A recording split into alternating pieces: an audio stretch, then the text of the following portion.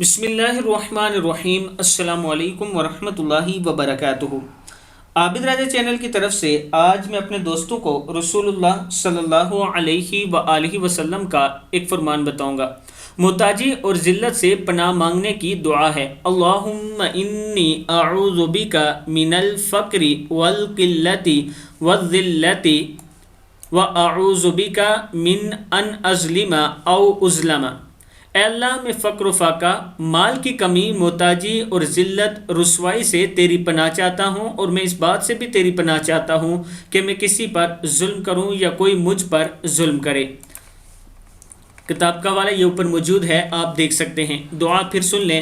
اللہم انی اعوذ بک من الفقر والقلۃ والذلۃ واعوذ بک من ان اظلم او اظلم۔ صدق اللہ العظیم۔ اس دعا کو آپ یاد کر لیں۔ السلام علیکم ورحمۃ اللہ وبرکاتہ۔